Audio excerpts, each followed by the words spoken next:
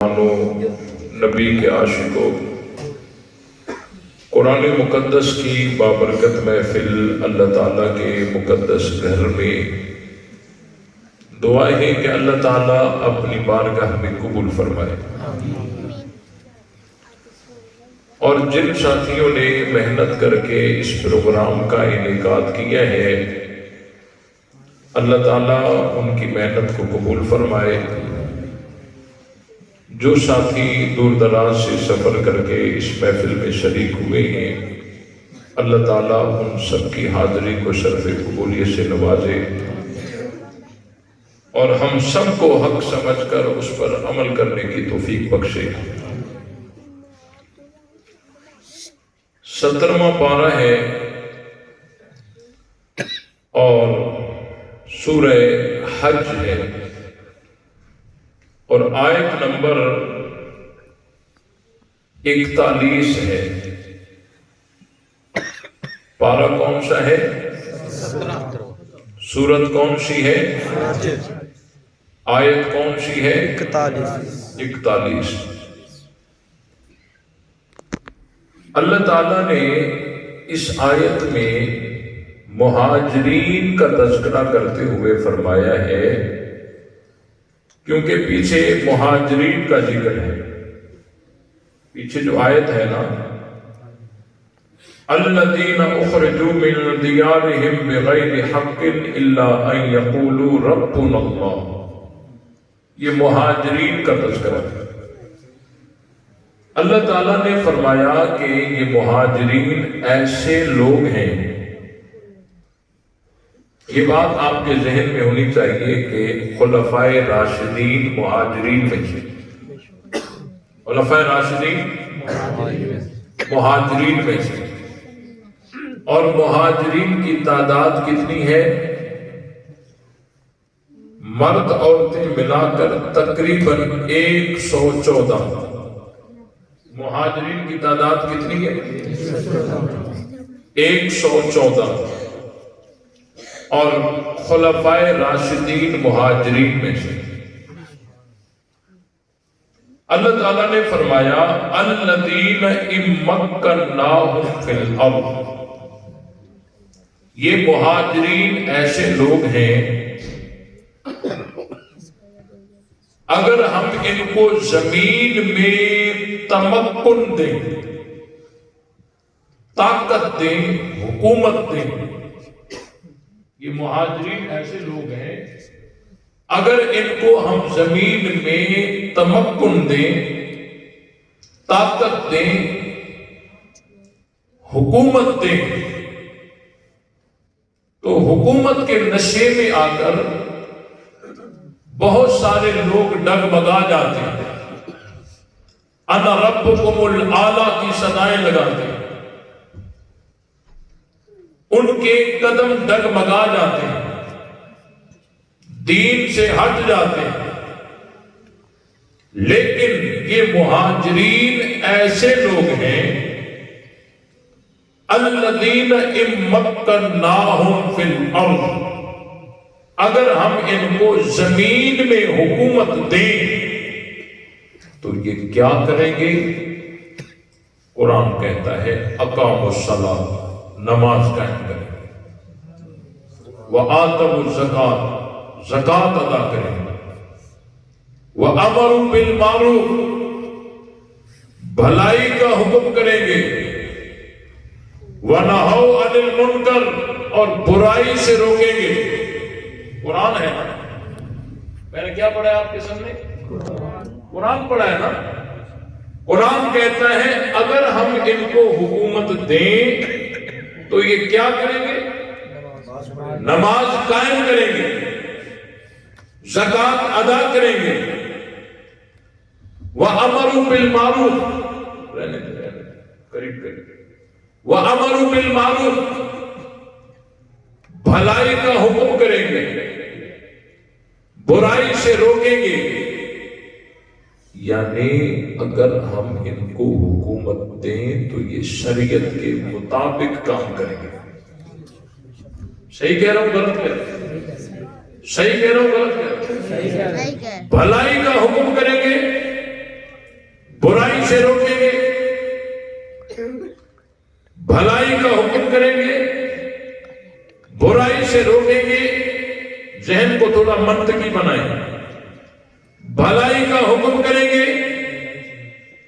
جس کا حکم کریں گے وہ بھلائی ہوگی۔ بات سمجھ آ رہی ہے؟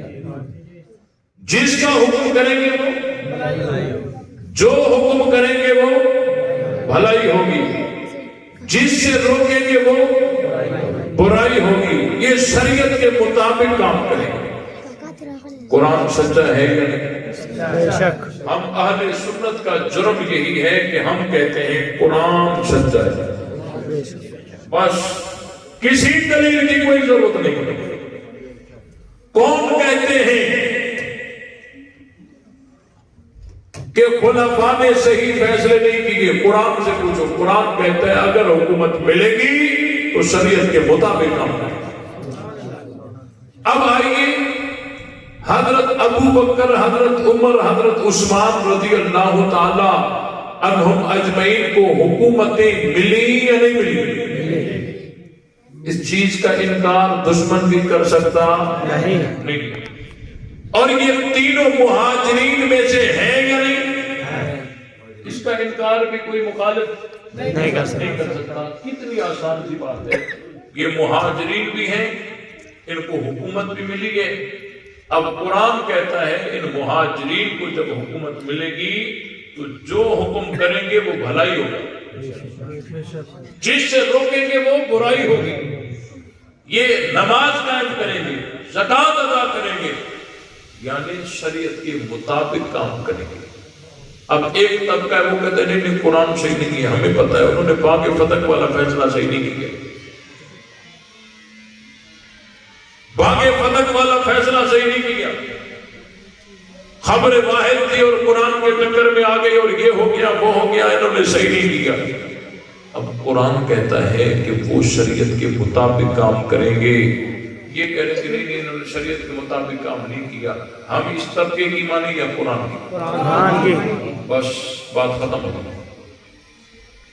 کسی لمبے بحث میں جانے کی کوئی ضرورت نہیں، کسی لمبے بحث میں جانے کی بھائی قرآن کہتا ہے الذین ان مکناہم فی الارض اقاموا الصلاۃ وآتوا الزکاۃ وامروا بالمعروف ونہوا عن المنکر۔ یا تو کہو حضرت ابو بکر مہاجرین میں نہیں ہے، اگر ہے طاقت اور جرت تو کرو انکار، یہ بھی نہیں کر سکتے۔ یا اس کا انکار کرو کہ ان کو حکومت نہیں ملی، یہ بھی ان کے بس کی بات نہیں ہے۔ جب مہاجرین بھی ہیں، حکومت بھی ملی ہے، تو قرآن کا فیصلہ ہے کہ وہ شریعت کے مطابق کام کرے۔ آئی بات سمجھ؟ کسی بحث میں جانے کی کوئی ضرورت نہیں۔ قرآن نے ایک منٹ میں پورا مسئلہ حل کر دیا۔ اب جو بھی کہتا ہے کہ خلفائے راشدین کا یہ فیصلہ غلط، اس کو قرآن کی آیت دکھاؤ۔ تمہاری مانو یا قرآن کی مانو؟ ہاں، ہم اہل سنت اللہ کے فضل سے، اللہ کی توفیق سے الحمدللہ ہم دلائل پیش کر سکتے ہیں کہ یہ قرآن سچ کہہ رہا ہے۔ اس پر ہمارے دلائل، یہ قرآن۔ اب تم ہمارے مقابلے میں نہیں ہو۔ جو حضرت ابو بکر پر اعتراض کرتے ہیں وہ ہمارے تقابل میں نہیں ہے، وہ قرآن کے تقابل میں۔ ایک طرف سے یہ طبقہ ہے اور دوسری طرف سے قرآن ہے۔ ہم اہل سنت قرآن کے محافظ بن کر اور قرآن کے وکیل بن کر دلیل پیش کریں گے کہ تم جھوٹے ہو، قرآن سچا ہے۔ تمہاری ٹکر ہمارے ساتھ نہیں ہے، تمہاری ٹکر قرآن کے ساتھ۔ یہ بات سمجھ آئی؟ بالکل آگے، بالکل آگے۔ تمہارا مقابلہ ہمارے ساتھ نہیں ہے، قرآن کے ساتھ۔ اب ہم جو دلیل پیش کریں گے وہ قرآن کے سچے ہونے پر، قرآن کا فیصلہ صحیح ہے، خلفاء نے کوئی غلط فیصلہ نہیں کیا۔ اب آئیے کہتے ہیں کہ نبی پاک صلی اللہ علیہ وسلم کی رحلت کے بعد خاتون جنت حضرت فاطمہ الزہرا رضی اللہ تعالی عنہا صدیق اکبر کی دربار میں آئی. لفظوں پہ ذرا غور کرنا. دربار میں آئی اور آ کر انہوں نے باغ فتح کا مطالبہ کیا. پھر حضرت ابو بکر نے گواہ مانگے. انہوں نے گواہ پیش کیے. حکومت نے رد کر دیے. پھر خاتون جنت نے فلاں آیت پڑھی, پھر فلاں آیت پڑھی, پھر فلاں آیت پڑھی, پھر فلاں جملہ کہا. اب جو جملے آج ان ذاکروں سے بن سکتے ہیں وہ بناتے آج ہیں. منسوب خاتون جنت کی طرف کرتے ہیں کہ انہوں نے یہ بھی کہا, یہ بھی کہا, یہ بھی کہا. بناتے آج ہیں, بناتے آج ہے. منسوب وہاں کرتے ہیں کہ انہوں نے یہ بھی کہا, یہ بھی کہا, یہ بھی کہا. تو بالآخر حضرت ابو بکر صدیق رضی اللہ تعالیٰ عنہ نے انکار کیا اور حضرت فاطمہ ناراض ہو کر واپس چلی آئی. اور نبی پاک صلی اللہ علیہ وسلم کی حدیث مبارکہ ہے, فاطمہ بضعۃ منی من آذاہا فقد آذانی. فاطمہ میرے جگر کا ٹکڑا ہے, جس نے اس کو اذیت دی اس نے مجھے اذیت دی. یوں کہہ کر پھر حضرت ابو بکر پر الزام تراشی کر دیا. یہ اعتراض ہے. یہ کیا ہے؟ اعتراض ہے. اس کا جواب سماعت فرمائیں. جواب ابھی دے دوں یا 4 مہینے کے بعد دے دوں؟ ہاں بھائی, آپ تھکے ہوئے تو نہیں؟ 4 مہینے کے بعد دے دوں؟ نہیں, ابھی دے دوں؟ توجہ رہے. سب سے پہلی بات یہ کہ حضرت فاطمہ رضی اللہ تعالی عنہا حضرت ابو بکر صدیق کی دربار میں آئی. میں پوچھنا چاہتا ہوں یہ دربار, یہ جو لفظ دربار ہے یہ عربی ہے؟ ہاں بھائی, یہ لفظ دربار عربی ہے؟ نہیں ہے نا عربی. تو یہ کس سیغے کا ترجمہ ہے؟ وہ عربی سیغہ تو بتاؤ, وہ عبارت تو بتاؤ. بولا نا, وہ سیغہ تو بتاؤ, وہ عبارت تو بتاؤ, وہ جملہ تو بتاؤ, وہ متن تو بتاؤ جس کا ترجمہ تم نے دربار کیا ہے. یہ ذاکروں کے پیٹ کا مسئلہ ہے اور کچھ بھی نہیں ہے. کوئی دربار نہیں تھی. حضرت ابو بکر صدیق رضی اللہ تعالیٰ عنہ مسجد نبوی میں بیٹھ کر لوگوں کے مسائل حل کیا کرتے. کوئی دربار نہیں تھی. اور یہ منظر کشی کیوں کرتے ہیں جیسے کوئی حضرت ابو بکر کا بڑا کوئی تخت ہو اور اس پر بڑے تکیے لگا کر حضرت ابو بکر صدیق رضی اللہ تعالیٰ عنہ ٹیک لگائے بیٹھے ہوئے ہو. 4 نوکر اس طرف سے پنکھا لگا رہے ہو, 4 نوکر اس طرف سے پنکھا لگا رہے ہو. منظر کشی یوں کرتے ہیں کہ آگے نبی کی بیٹی کھڑی ہو کر بات کر رہی ہو. یہ منظر کشی کرتے ہیں. یہ ان کے پیٹ کا مسئلہ ہے, کوئی دربار نہیں تھی. حضرت ابو بکر صدیق اپنے جو ہے مسائل جو تھے لوگوں کے وہ مسجد نبوی میں بیٹھ کر حل کیا کرتے.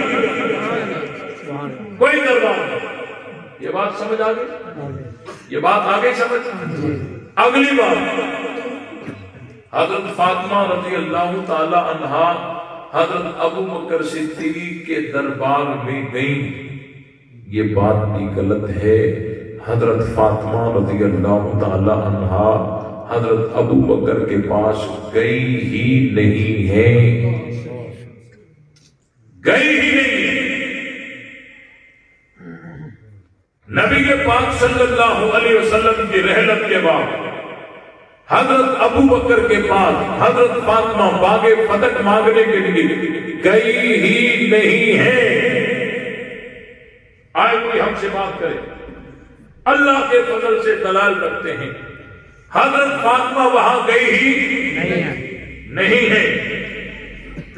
جس خاتون جنت کی پاک دامنی کا عالم یہ ہو کہ آخری وقت میں پریشانی کا اظہار کرتی ہو کہ میرا جب جنازہ اٹھایا جائے گا اس جنازے پر چادر ڈال دی جائے گی, تو اس چادر پر بھی غیر محرم کی نظر نہیں آنی چاہیے. تو صدیق اکبر کی بیوی حضرت اسما بنت امیس رضی اللہ تعالی عنہما نے ایک باپردہ چارپائی بنا کر دکھائی. اس باپردہ چارپائی کو دیکھ کر حضرت فاطمہ مسکرانے لگی، اور یہ حضرت فاطمہ کی نبی کی رحلت کے بعد پہلی مسکراہٹ تھی جس کا سبب صدیق اکبر کی بیوی بنی. اور حضرت فاطمہ نے وصیت کی کہ میرا جنازہ تیار صدیق اکبر کی بیوی کرے. کہتے ناراضگی تھی. جنازہ خاتون جنت کا ہے اور ان کو سنبھالنے والی حضرت ابو بکر کی بیوی. جس خاتون جنت کی پاک دامنی کا عالم یہ ہو، علی سے وصیت کرتی ہو کہ میرا جنازہ رات کے اندھیرے میں اٹھانا تاکہ غیر محرم کی نظر میرے جنازے تک بھی نہ آئے. ہم کیسے مان سکتے ہیں کہ وہ خاتون جنت چند کھجوروں کے لیے حضرت علی کے ہوتے ہوئے اور علی کو ساتھ لیے بغیر یہ اکیلی حضرت ابو بکر کے پاس چلی جائیں؟ ہم مانتے نہیں خاتون جنت وہاں گئی ہی نہیں ہے. یہ بات سمجھ آئی؟ بخاری شریف کے اندر دو سیغے آئے، جاءت اور ارسلت. جہاں جات آیا ہے یہ مجازن ہے، جہاں ارسلت آیا ہے یہ حقیقت ہے. کبھی کبھی فعل کی نسبت فاعل کی طرف سے حقیقی ہوتی ہے، کبھی مجازن ہوتی ہے. یہ بات سمجھ آئی کہ نہیں ہے؟ اب دیکھیں کہتے نہیں نواز شریف نے امن کروا دیا، حالانکہ ڈنڈے اٹھائے تو ایسے جو پولیس والے کر رہے ہوتے ہیں نا. اب یہ امن کی نسبت اس کی طرف یہ مجازی ہے. ایک ایک ڈاکو کے پیچھے نواز شریف تو نہیں بھاگے نا. سمجھ آ رہی نہیں آئی؟ بھائی اس ایم پی اے نے پورا شہر بنا دیا، کہتے نہیں کہتے؟ اس ایم پی اے نے روڈ بنائے. یہ روڈ کس نے بنائے؟ فلاں ایم پی اے نے بنوائے. وہ ایم پی اے خود ٹوکریاں اٹھا کے اس میں ڈالتا ہے؟ نہیں، وہ کرتے دوسرے ہیں کہ نسبت اس کی طرف ہوتی ہے. کبھی کبھی فعل کی نسبت فاعل کی طرف حقیقی ہوتی ہے، کبھی مجازن ہوتی ہے. بات سمجھ آئی کہ بھائی یہ مسجد کس نے بنوائی ہے؟ بڑے سیٹ کے اوپر ہاتھ رکھتے ہیں، اس نے بنوائی ہے، اس نے بنائی ہے، میں نے بنایا، یہ مدرسہ میں نے بنایا، یہ مسجد میں نے بنائی ہے. حالانکہ اینٹیں تو مزدور اٹھا رہے ہوتے ہیں. یہ نسبت کیا ہوتی ہے؟ مجازن ہوتی ہے. ٹھیک ہے. اور کبھی کبھی نسبت حقیقی ہوتی ہے. تو یہاں پر جہاں جات آیا ہے یہ مجازن ہے، جہاں ارسلت آیا ہے یہ حقیقت ہے. دیکھیں ہم کسی کی شکایت کرنے کے لیے کبھی تھانے چلے جاتے ہیں، کبھی کورٹ میں خود نہیں جاتے، بندہ بھیج دیتے. پھر کبھی نمبردار کے پاس بندہ بھیج دیتے ہیں، کہیں خود چلے گئے کہیں بندہ بھیج دیا. آخر میں جب اس کو بیان کرتے ہیں تو ہم یوں کہتے ہیں کہ اس کے خلاف ہم تھانے میں بھی گئے ہیں، اس کے خلاف ہم کورٹ میں بھی گئے ہیں، اس کے خلاف ہم نمبردار کے پاس بھی گئے ہیں. جہاں خود گئے نہیں ہوتے، بندہ بھیجا ہوتا ہے، وہاں بھی بیان یوں کرتے ہیں کہ ہم اس کے خلاف وہاں بھی گئے ہیں، وہاں بھی گئے ہیں. گئے ہیں کا مطلب یہ ہوتا ہے ہمارا مقدمہ وہاں پہنچا ہے. تو جہاں جات آیا ہے یہ مجازن ہے، اور جہاں ارسلت آیا ہے یہ حقیقت ہے. حضرت فاطمہ وہاں گئی ہی نہیں ہے. کرینہ ہے جس خاتون جنت کی پاک دامنی کا یہ عالم ہو، وہ خاتون جنت علی کے ہوتے ہوئے علی کو ساتھ لیے بغیر یوں اکیلی چلی جائے. ہم مانتے نہیں خاتون جنت وہاں گئی ہی نہیں. یہ بات سمجھ آ رہی ہے یا نہیں آ رہی؟ آ رہی ہے، بالکل آ رہی ہے. اچھا قاصد بھیجا ہے نا، حضرت ابو بکر نے انکار کر دیا، بھائی انکار کر دیا۔ کیوں نہیں بتاتے کہ وہ کس جملوں سے انکار کیا، وہ جملے کون سے تھے، وہ عبارتیں کون سی ہیں، وہ الفاظ کیا ہیں، وہ انداز کیا ہے، وہ لب و لہجہ کیا ہے، وہ متن کیا ہے، وہ عبارتیں کیا ہیں، وہ کیا جملے تھے حضرت ابو بکر کے، وہ کس نوعیت کا انکار تھا؟ بس انکار کر دیا۔ کس نوعیت کا انکار تھا یہ کیوں نہیں بتاتے؟ حضرت ابو بکر صدیق رضی اللہ تعالیٰ عنہ کے پاس جب خاتون جنت حضرت فاطمہ رضی اللہ تعالیٰ عنہا کا قاصد آیا تو حضرت ابو بکر نے ان کو 3 جملے ارشاد فرمائے۔ پہلا جملہ کون سا تھا؟ پہلا جملہ یہ تھا، واللہ لقرابۃ رسول اللہ صلی اللہ علیہ وسلم احب الی من قرابتی۔ فاطمہ سے کہہ دو اللہ کی قسم میں ابو بکر کو اپنی رشتہ داری سے زیادہ نبی کی رشتہ داری پیاری ہے۔ سبحان اللہ، کتنی محبت بھرے جملے ہیں۔ آپ کو اپنے رشتہ دار پیارے، آپ کو اپنے رشتہ دار پیارے، مجھے اپنے رشتہ دار پیارے، لیکن حضرت ابو بکر کی عظمتوں پہ قربان، حضرت ابو بکر کو اپنے رشتہ داروں سے زیادہ نبی کے رشتہ دار پیارے۔ واللہ لقرابۃ رسول اللہ صلی اللہ علیہ وسلم احب الی من قرابتی۔ اگر میں اس کا ترجمہ یوں کروں تو مبالغہ نہیں ہوگا۔ حضرت ابو بکر یہاں سے یہ کہنا چاہتے تھے کہ میں ابو بکر کو، توجہ میری طرف رہے، حضرت ابو بکر یہاں سے یہ کہنا چاہتے تھے کہ میں ابو بکر کو اپنی بیٹی عائشہ سے زیادہ نبی کی بیٹی فاطمہ پیاری ہے۔ کتنی محبت بھرا جملہ ہے۔ ایک جملہ حضرت ابو بکر کا یہ تھا۔ دوسرا جملہ فاطمہ سے کہہ دو مال ابو بکر کا ہوگا، مرضی فاطمہ کی ہوگی، جتنا مرضی لے لو۔ سبحان اللہ، مال ابو بکر کا ہوگا، مرضی فاطمہ کی ہوگی، جتنا مرضی لے لو۔ واہ ابو بکر واہ، تیری جائیداد نبی پہ قربان تھی، آج نبی کی بیٹی کے لیے بھی حاضر۔ سبحان اللہ، مال ابو بکر کا ہوگا، مرضی فاطمہ کی ہوگی، جتنا مرضی لے لے۔ اور تیسرا جملہ یہ تھا کہ یہ باغ فتح مال فے میں سے ہے اور اس میں تمام مسلمانوں کا حق ہے، اور رسول اللہ صلی اللہ علیہ وسلم کی حدیث مبارکہ ہے، لا نورث ما ترکنا فہو صدقۃ۔ انبیاء اکرام کی مالی میراث نہیں چلتی۔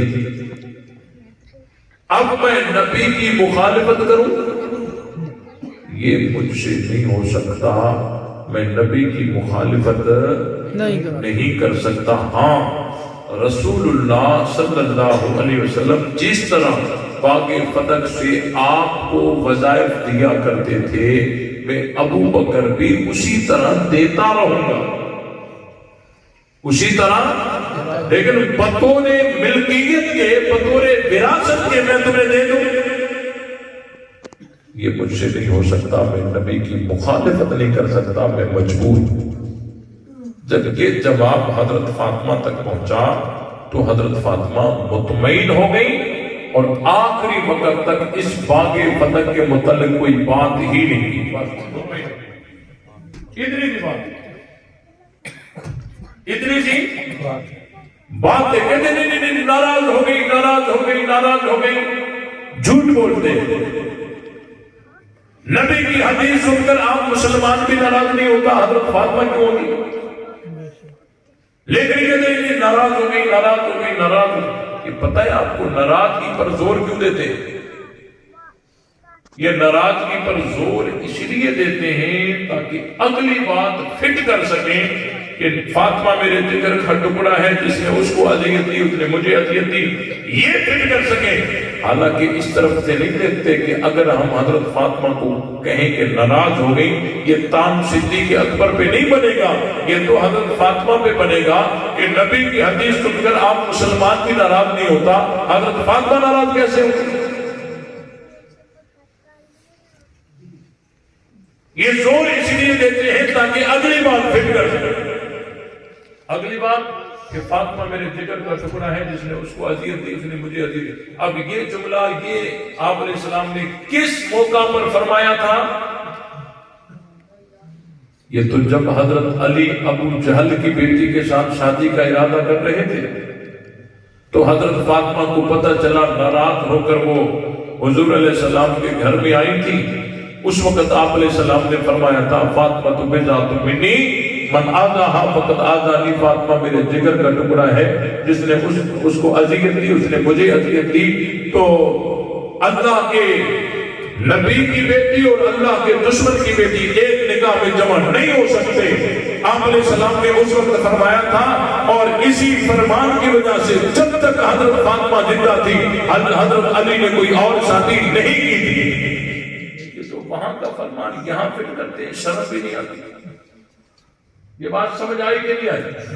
اب آگے سے کہتے ہیں دیکھو جی یہ خبر واحد ہے، حضرت ابو بکر نے جو بیان کی ہے وہ خبر واحد ہے، اور یہ یوصیکم اللہ فی اولادکم للذکر مثل حظ الانثیین، یہ قرآن ہے۔ قرآن اور خبر واحد جب ٹکر میں آ جائے تو یہ مسلم قاعدہ ہے کہ خبر واحد کو چھوڑا جائے گا، قرآن کو لیا جائے گا، لیکن اہل سنت جو ہے وہ خبر واحد کو قرآن پر ترجیح دیتے ہیں۔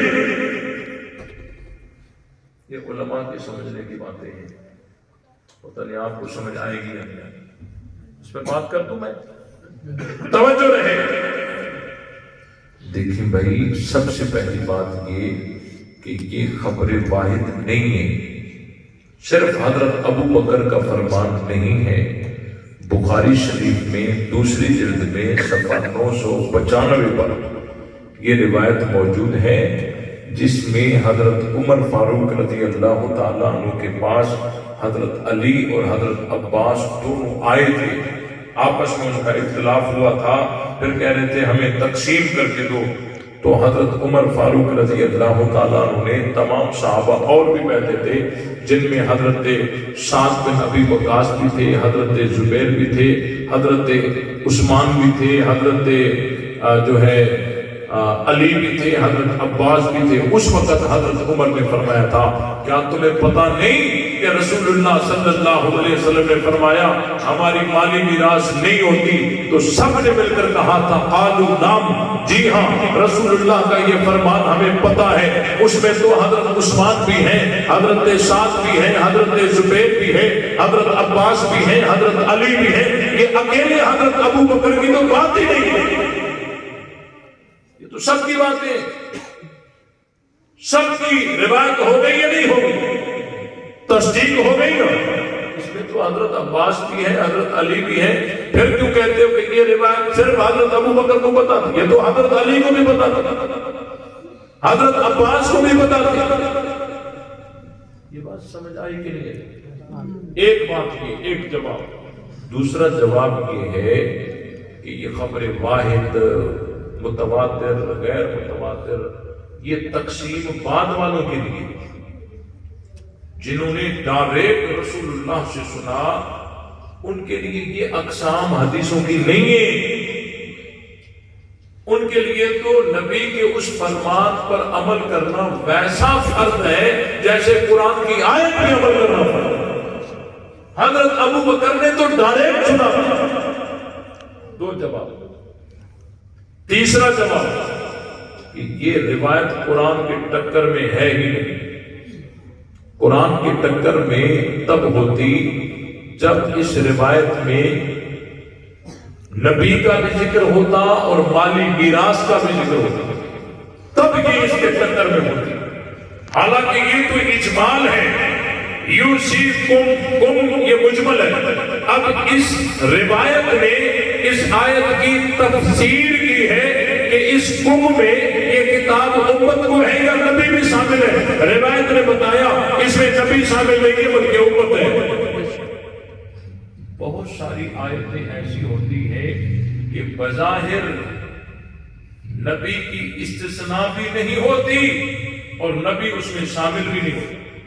میرے جملوں کو ذرا سمجھیے، بہت ساری آیتیں ایسی ہوتی ہیں نبی کی استثناء بھی وہاں سے نہیں ہوتی اور نبی اس میں شامل بھی، بظاہر استثناء نہیں ہوتی اور شامل بھی، نبی اس آیت کے حکم میں شامل بھی۔ فَانْكِحُوا مَا طَابَ لَكُم مِّنَ النِّسَاءِ مَثْنَىٰ وَثُلَاثَ وَرُبَاعَ، اس میں نبی کی استثناء ہے؟ اس آیت میں بظاہر ہے نبی کی استثناء اور نبی اس حکم میں شامل ہے نہیں۔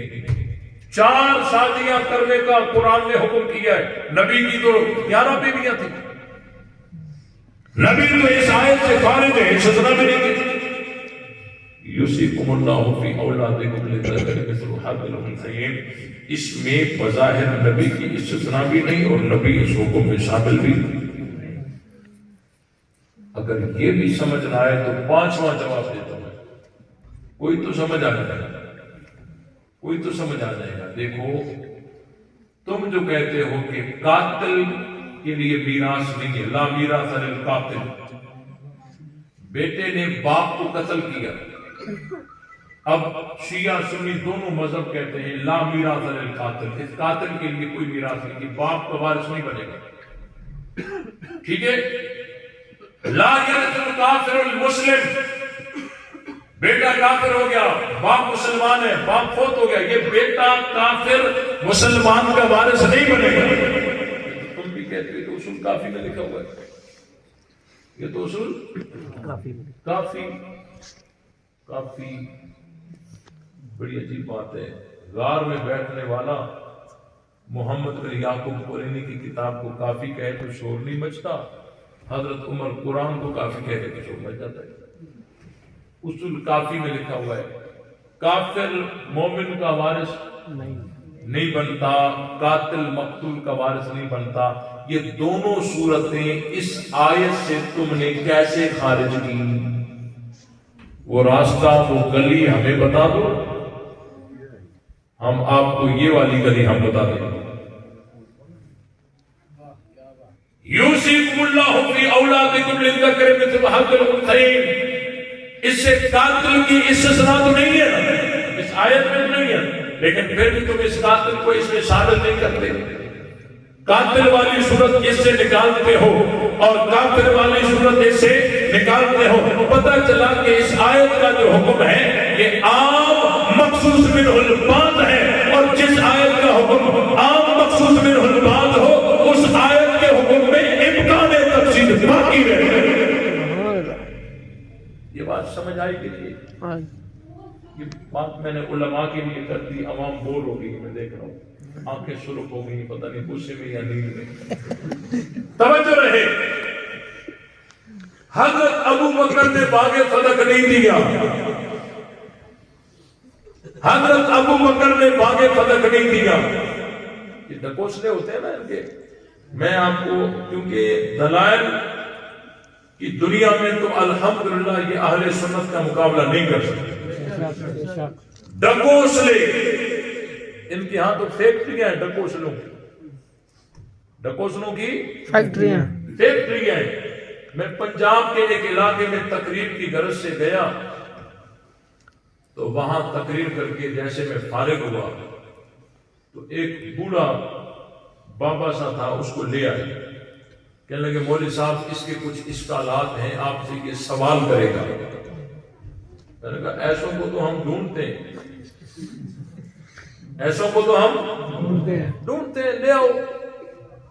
وہ آگے بیٹھا، وہ کہنے لگا مولوی صاحب میرا ایک سوال بھی ہے اور شرط بھی ہے۔ میں نے کہا شرط کون سا ہے؟ اس نے کہا شرط یہ ہے کہ آپ نے جواب ہاں یا نہ میں دینا، آگے بات نہیں کرنی، آگے بات نہیں کرنی۔ میں نے کہا کہ بھائی کوئی قرآن میں کوئی حکم آیا ہے کہ مسئلہ ہاں یا نہ میں سمجھاؤ؟ کوئی حدیث میں حکم آیا کہ مسئلہ ہاں یا نہ میں سمجھاؤ؟ تم سوال کرو میں جواب دوں گا، کہتے نہیں آپ نے جواب ہاں یا نہ میں دے۔ اب دیکھو قرآن میں بھی حکم نہیں آیا، حدیث میں بھی نہیں آیا، لیکن ان کا اپنا ڈکوسلا بنایا ہوا ہے نا، جب قرآن میں بھی نہیں حدیث میں بھی نہیں، ہاں یا نہ میں جواب۔ بوڑھا آدمی تھا، میں نے کہا یہ کیا سوال ہے؟ میں نے کہا مجھے سخت منظور ہے سوال کا۔ اس نے مجھے کہا کہ میرا پہلا سوال یہ ہے کہ کیا نبی پاک صلی اللہ علیہ وسلم کی رحلت کے بعد خاتون جنت حضرت فاطمہ نے صدیق اکبر سے باغ فتح کا مطالبہ کیا تھا؟ ہاں یا نہ میں جواب، آگے بات نہیں کرنی۔ جو بوڑھے ہوتے ہیں ان کی سروس زیادہ ہوتی ہے،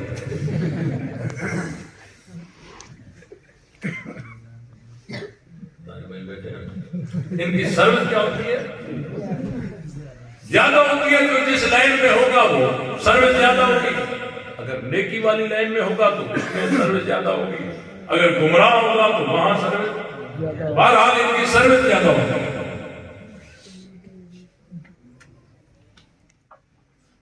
مجھے کہنے لگا ہاں یا نہ میں جواب۔ حضرت فاطمہ نے صدیق اکبر سے باغ فتح کا مطالبہ کیا تھا، ہاں یا نہ میں جواب۔ میں چونکہ سچ قبول کر چکا تھا تو میں نے کہا کہ ہاں۔ اس نے کہا بس اگلا سوال میرا یہ ہے کہ کیا پھر حضرت ابو بکر نے خاتون جنت حضرت فاطمہ کو باغ فتح دیا تھا؟ ہاں یا نہ میں جواب۔ بس حق لگتا تھا نہیں لگتا تھا اس میں بحث نہیں کرتے، دیا تھا یا نہیں دیا، ہاں یا نہ میں جواب۔ انداز خطرناک ہے۔ اللہ تعالیٰ کا لاکھ لاکھ شکر ہے، میرے رب کے احسان ہے، اللہ تعالیٰ نے ایک بات میرے ذہن میں ڈالی۔ میں نے اسے کہا کہ ایک سوال میرا بھی ہوگا اور شرط آپ والا ہی رہے گا، آپ بھی جواب ہاں یا نہ میں دیں گے، جو جواب آپ کا وہاں ہوگا وہی جواب میرا یہاں ہوگا۔ اس نے کہا آپ کا سوال کون سا ہے؟ میں نے کہا میرا سوال یہ ہے کہ صلح حدیبیہ کے موقع پر نبی پاک صلی اللہ علیہ وسلم نے حضرت علی کو حکم کیا تھا کہ رسول اللہ کا لفظ مٹا دے، ہاں یا نہ میں جواب۔ آگے بات نہیں کروں۔ واقعہ آپ نے علماء سے سنا ہے کہ صلح حدیبیہ کے موقع پر حضرت علی صلح نامہ لکھ رہے تھے، تو لکھتے لکھتے لکھا من محمد رسول اللہ صلی اللہ علیہ وسلم، یہ صلح نامہ محمد کی طرف سے ہے جو محمد اللہ کے رسول ہیں۔ تو کافروں نے اعتراض کیا کہ یہ رسول اللہ کا لفظ مٹاؤ، ہم اگر آپ کو اللہ کا رسول مانتے تو لڑائی کیوں کرتے؟ تو آپ علیہ السلام نے فرمایا کوئی بات نہیں، علی رسول اللہ کا لفظ مٹا دے۔ آگے سے حضرت علی نے جواب دیا تھا، اے اللہ کے رسول، میں علی اپنے ہاتھوں سے رسول اللہ کا لفظ مٹا دوں؟ یہ نہیں ہو سکتا۔ پھر آپ علیہ السلام نے فرمایا کوئی بات نہیں علی، مجھے دکھاؤ کہاں لکھا ہے، میں مٹا دیتا ہوں۔ آپ علیہ السلام نے خود مٹایا تھا۔ اہل سنت کے ہاں اس واقعے میں حضرت علی پر کوئی اعتراض نہیں ہے، کیونکہ حضرت علی نے جو انکار کیا یہ نافرمانی نہیں بلکہ محبت رسول تھی۔ ایسا ہی ہے نا؟ لیکن مجھے اس بات میں تو آئینہ دکھانا تھا۔ ہم بوڑھے آدمی کو سندھی میں کہتے ہیں قرآنو، کیا؟ قرآنو بوڑھے آدمی کو کہتے ہیں، بڈھے کو۔ مجھے اس قرآن کو آئینہ دکھانا تھا۔ میں نے کہا میرا سوال یہ ہے، آپ نے جواب ہاں یا نہ میں دیا۔ کیا نبی پاک صلی اللہ علیہ وسلم نے حضرت علی کو حکم کیا تھا کہ رسول اللہ کا لفظ مٹا دے؟ ہاں یا نہ میں جواب۔ آگے بات نہیں کرنی۔ وہ بابا ادھر ادھر دیکھ کے کہنے لگا ہاں نبی نے علی سے کہا ہوگا۔ میں نے کہا بس اگلا سوال میرا یہ ہے کہ کیا پھر علی نے نبی کا کہا مانا تھا؟ ہاں یا نہ میں جواب دوں؟ وہ ادھر ادھر دیکھ کے میں کہا مولوی صاحب یہاں تھوڑی تفصیل ہے، میں نے کہا یہاں بھی تھوڑی تفصیل ہے۔ وہ بابا ایسے ہینگ ہو گیا جیسے موبائل ہینگ نہیں ہو جاتا، موبائل جیسے ہینگ نہیں ہو جاتا، یہ ان کے ڈکوسلے ہوتے ہیں۔ ہاں یا نہ میں جواب دو، ہمیں بھی جواب دو، کیا حضرت علی نے نبی کا کہا مانا تھا؟ ہاں یا نہ میں جواب دو، آگے تفصیل نہیں کرتے۔ میں نے کہا مولوی صاحب وہاں تھوڑی تفصیل ہے، میں نے کہا یہاں بھی تھوڑی تفصیل ہے۔ یہ سارے ان کے ٹکوسل تھے، ایک ٹکوسل ہے اور ہوتا ہے، تھک اگر نہیں گئے ہو تو بتا دو، باتیں سمجھ آ رہی ہیں؟ ایک ٹکوسل ان کا یہ ہوتا ہے، کہتے ہیں کہ دیکھو جی ہم اس میں جاتے نہیں، بحث کرتے نہیں کہ حق تھا یا نہیں تھا، لگتا تھا یا نہیں لگتا تھا، ہم اس میں بحث نہیں کرتے، بیٹی بیٹی ہوتی ہے جس کی بھی ہو، یہ تو نبی کی تھی، مانگا تھا تو دے دیتے، ہم اس میں بحث نہیں کرتے کہ حق لگتا تھا نہیں لگتا تھا یا نہیں تھا، بیٹی بیٹی ہوتی ہے جس کی بھی ہو، یہ تو نبی کی بیٹی تھی، مانگا تھا تو دے دیتے۔ یہ ہے نپوسلا، بڑا زہریلا نپوسلا ہے، اس کو ذرا سمجھیے۔